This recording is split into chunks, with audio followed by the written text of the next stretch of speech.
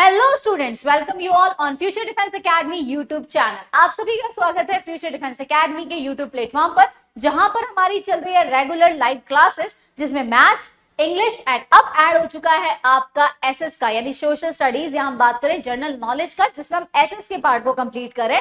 बहुत जल्द आपके साथ कनेक्टिविटी रहेगी साइंस की, और उसके बाद बहुत जल्दी आपके साथ कनेक्टिविटी हो जाएगी रीजनिंग के पार्ट की, और फिर हम कनेक्टिविटी लेंगे जल्द ही हिंदी की, क्योंकि हिंदी एक्चुअली हमारे आता है आरएमएस के क्लास 9 के लिए। वो स्पेशल हम लोग संडे क्लासेस लगाएंगे, क्योंकि संडे वाले दिन हिंदी को कम से कम हम 1 से 2 घंटे का टेन्योर रखेंगे, जिसमें काफी सारे ग्रामर के पार्ट्स को आप जल्दी कवर अप कर सके। तो प्लीज कीप इन टच, हमारे साथ बने रहिएगा।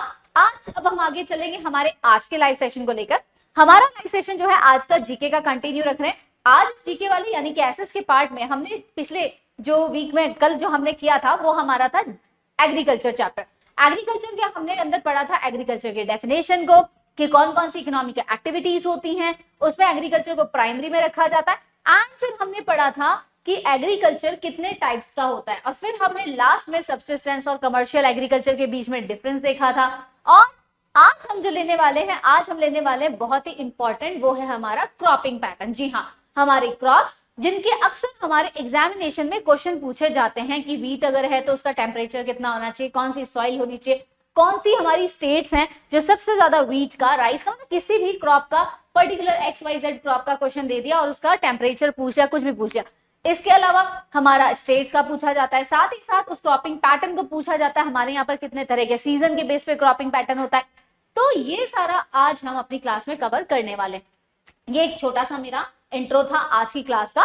विदाउट एनी डिले फटाफट से चलेंगे, क्योंकि हम लेंगे सिर्फ ये सेशंस, बहुत ही छोटे छोटे करेंगे, लेकिन प्यार से करेंगे, लेकिन बहुत ही डीपली करेंगे। तो आइए चलते हैं नेक्स्ट पे, क्रॉपिंग पैटर्न। आज जो हम लेने वाले क्रॉपिंग पैटर्न ऑफ इंडिया की बात करें, यानी सीजन्स के बेस पे हमारे देश का क्रॉपिंग पैटर्न क्या रहता है। देखिए, आपने स्टडी किया है कि हमारे इंडिया में बहुत ज्यादा फिजिकल डाइवर्सिटी। अगर हम बात करें, जम्मू कश्मीर का टेम्परेचर अलग रहता है, सॉइल अलग रहती है, राजस्थान का बिल्कुल भी अलग रहता है, वहीं मध्य प्रदेश में चले जाइए तो उसका अलग है, वहीं पे हम मेघालय सिक्किम वगैरह की तरफ चले जाएं तो वहां अलग है, नीचे अगर साउथ में आ जाए तो वहां अलग है, गोवा का अलग है, तमिलनाडु का अलग है, केरला का।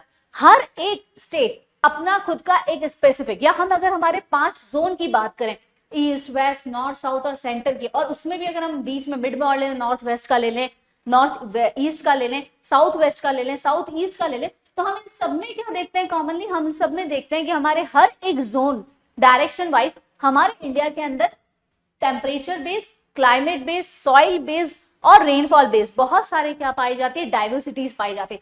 बट इन डाइवर्सिटीज यानी इन विभिन्नताओं के बावजूद भी हमारा देश एक बॉन्डिंग की तरह रहता है, एक बॉन्ड बनाकर रहता है, जिसमें हमारे हर क्रॉपिंग पैटर्न को फॉलो किया जाता है सीजन्स के अकॉर्डिंग।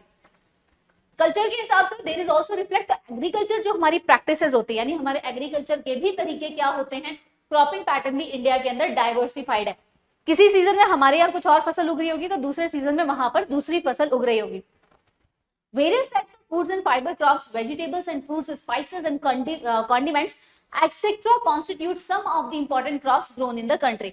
हमारे सीजन और टेम्परेचर और हमारे रेनफॉल, इन सबको ध्यान में रखें तो हमारे देश के अंदर हर एक जगह क्या होता है, अलग अलग क्या रहते हैं, डाइवर्सिफाइड टाइप की वेजिटेबल्स उगेंगी, कहीं पर कुछ उगेगा, कहीं पर कुछ उगेगा, और हर एक का अपना अलग अलग क्या रहता है, पैटर्न रहता है।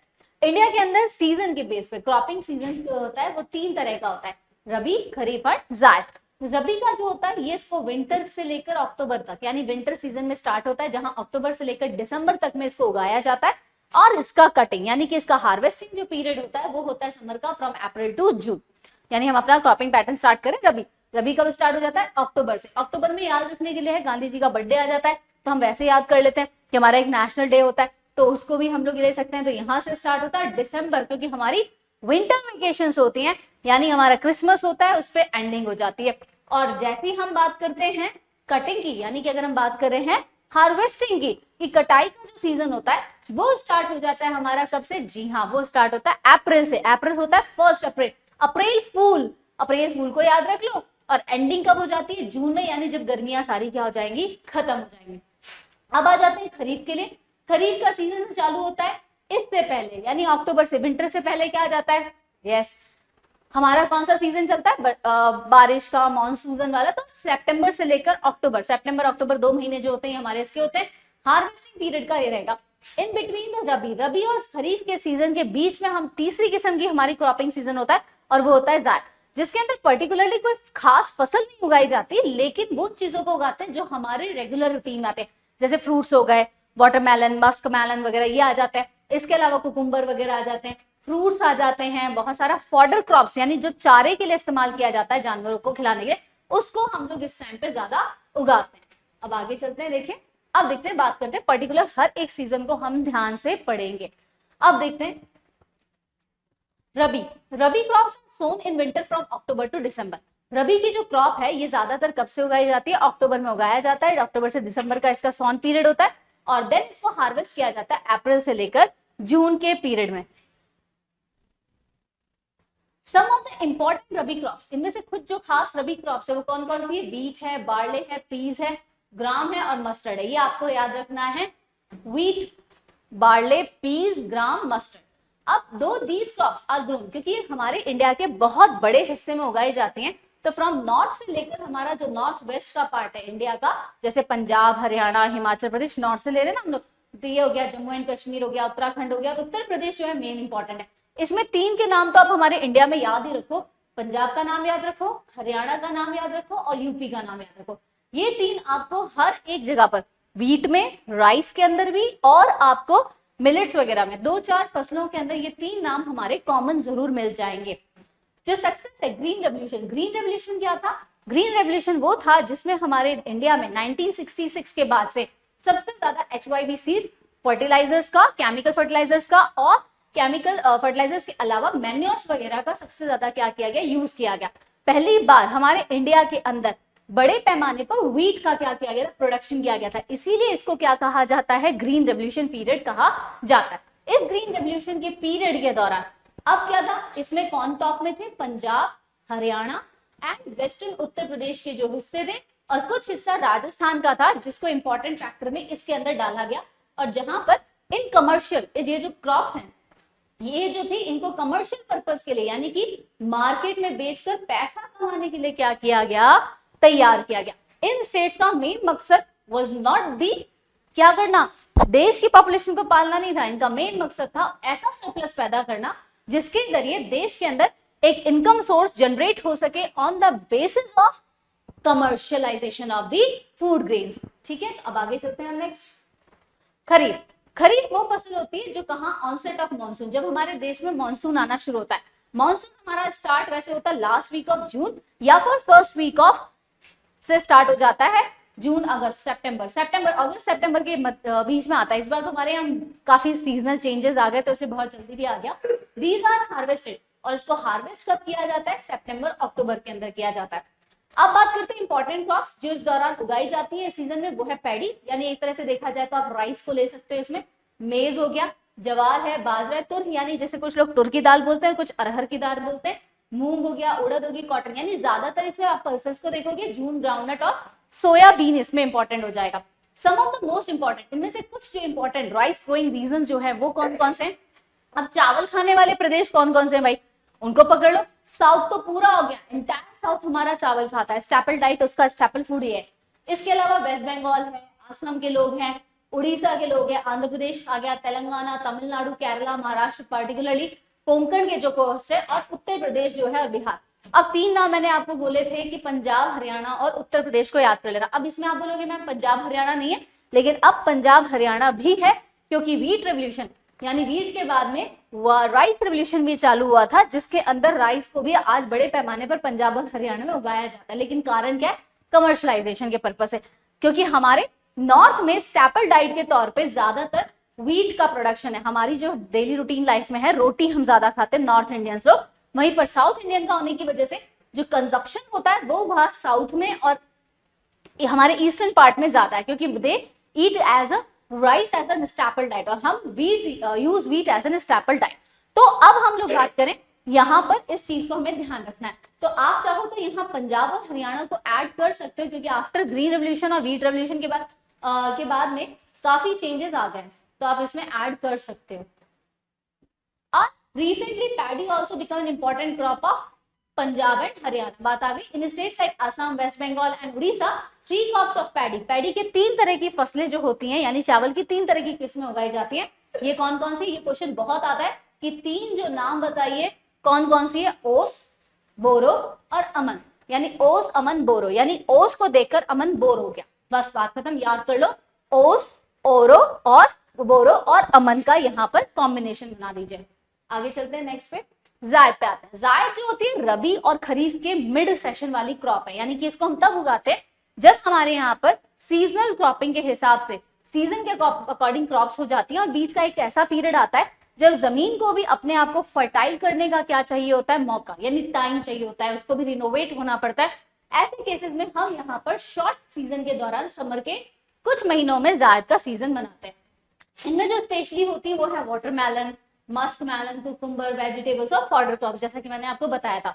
लगभग शुगर केन जो होती है वो एक ऐसी फसल है जो ऑलमोस्ट पूरे साल उगती है, यानी पूरे साल हमारे यहाँ पर गन्ना जो है वो बना, इसलिए आपने देखा होगा गन्ने का जो जूस है वो हर सीजन में मिल जाता है, रेदर देन अदर। अगर हम फ्रूट्स की या अदर हम ऐसे प्रोडक्ट्स की जूस की बात करें तो वो हमें सीजनल मिलते हैं, बट शुगर केन का जो होता है वो सीजनल नहीं होता है, वो पूरे साल हमारा चलता रहता है। इसके अलावा शुगर केन का सबसे ज्यादा जो बिजनेस है जगरी, जगरी का मीन्स हो गया गुड़, ठीक है, इसके अंदर सबसे ज्यादा है। हमारे यहाँ का यूपी जो है, यूपी का और पंजाब का जो गुड़ होता है वो बहुत ज्यादा फेमस है ऑल ओवर इंडिया के अंदर। आगे चलते हैं अब मेजर क्रॉप्स की। अब हम बात करने वाले हैं कि पर्टिकुलर जो हमारी क्रॉप्स हैं जिनसे हमारे देश में भी स्टेपल डाइट के तौर पे यूज हो रही है, एंड सेकंड जो कमर्शियल यानी कि पैसे के तौर पे भी सबसे ज्यादा देश को बेनिफिट दे रही है, वो कौन कौन सी है। तो सबसे पहले हम लेंगे rice. It is the staple food from the majority of the people in India. ये ज्यादातर हमारे यहाँ मेजोरिटी ऑफ लोग जो हैं वो सबसे ज्यादा चावल को बहुत ज्यादा मानते हैं, ज्यादा। Our country is the second largest, पूरी दुनिया के अंदर चाइना के बाद में हमारा देश है दूसरे नंबर पे जो राइस का प्रोडक्शन करता है। इसीलिए चाइना को क्या कहा जाता है, बाउल ऑफ राइस, ठीक है, बाउल ऑफ राइस कहा जाता है कि चावल का कटोरा कहाँ है, तो वो कहाँ पर है, चाइना में है। It is a kharif crop, ये एक तरह की कौन सी है, खरीफ है, ठीक है। खरीफ का सीजन हमने बात की थी, ऑनसेट ऑफ मॉनसून, मॉनसून के आने से शुरू होती है और सितंबर अक्टूबर में हार्वेस्टिंग पीरियड आ जाता है, विच रिक्वायर्स, जिसमें लगभग 25 डिग्री तक का टेम्परेचर चाहिए होता है, और ह्यूमिडिटी का मतलब उसमें बहुत ज्यादा जमीन के अंदर क्या रहनी चाहिए, नमी रहनी चाहिए। नमी इन द सेंस हम बात करें तो उसके अंदर क्या होता है कि हमेशा आपने देखा होगा चावल की खेती के दौरान क्या होता है, चावल का जो खेत होता है, जो फसल होती है, वो आधे से ज्यादा पानी में क्या होती है, डूबी हुई रहती है, यानी कि उसमें ज्यादा पानी की बहुत ज्यादा जरूरत पड़ती है, और हमेशा जमीन को कैसा रखना होता है, गीला। एनुअल रेनफॉल उसमें होनी चाहिए 100 से भी अब ज्यादा, 100-200 तक के बीच की होती है। एरियाज जहां पर लेस रेनफॉल होती है वहां पर चावल की अगर खेती करनी है तो with the help of irrigation. अब इरिगेशन क्या होता है, हिंदी में इरिगेशन का मतलब होता है सिंचाई। इरिगेशन का मतलब, यानी अब डेफिनेशन की बात करें, the artificial way of providing water और supplying water to the crops is known as irrigation, यानी कि वो हिंदी में बात करते हैं कृत्रिम कहा जाता है वर्ड, उसके जरिए का पानी को पहुंचाना फसलों तक, यानी मैनुअल एड के जरिए, जैसे कि हमने बात करा स्प्रिंकल सिस्टम बात कर लिया, या बैम्बू ड्रिप सिस्टम की बात कर दी, या फिर हमने खेतों के अंदर पानी पहुंचाने के लिए क्या कर दिया, जो पाइप सिस्टम होता है इसको लगाया, ट्यूबवेल सिस्टम हो गया। ये जो होता है ये इंसान का तरीका है, जबकि बाकी जो फसलें होते हैं naturally they are dependent on rainfall. तो रेनफॉल जो होता है वो होता है अलग, नेचुरल वे हो गया पानी का, और इरिगेशन हो गया जिसमें इंसान अपने किसी ना किसी न्यू मशीन के जरिए, टेक्नोलॉजी के जरिए, न्यू इक्विपमेंट के जरिए क्या करता है, खेतों तक पानी पहुंचाता है। उस प्रोसेस को हम कहते हैं irrigation. Rice is grown in the plains of north and north eastern India, coastal areas and deltaic reason.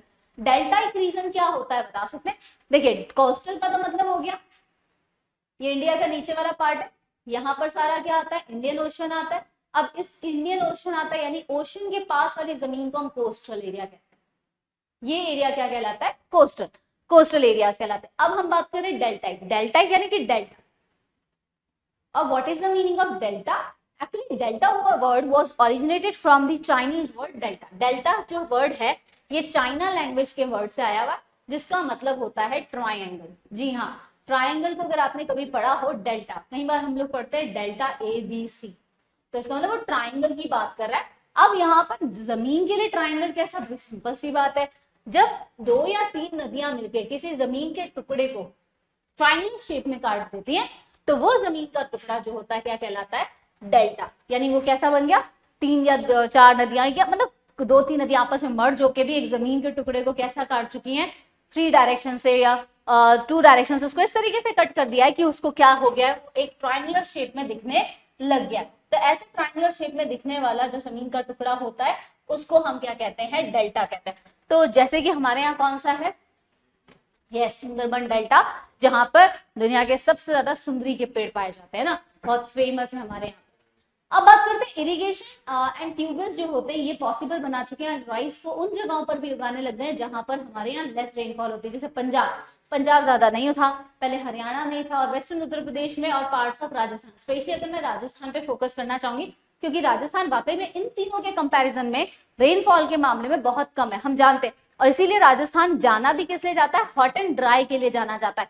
अब सोचो ऐसे एरिया में अगर चावल की खेती हो रही है तो इसका मतलब लॉट्स ऑफ इरिगेशन प्रोसेस और ट्यूबवेल्स को क्या किया जा रहा है, वहां पर यूज किया जा रहा है, बहुत सारी साइंटिफिक टेक्नोलॉजी को वहां पर इंप्लाई किया जा रहा है। तब जाके राजस्थान के कुछ हिस्सों में क्या पॉसिबल हुआ है, राइस एग्रीकल्चर पॉसिबल हुआ है। तो दीज आर द प्रोसेस, ये पूरा प्रोसेस है जिसमें हमने क्या देखा, इंपॉर्टेंट चीज क्या देखी कि यहाँ पर हमें टेम्परेचर पता लगा, रेनफॉल पता लगा, हमारी स्टेट्स पता लग गई, एंड प्लस में इसका कौन सा टाइप है क्रॉप का ये।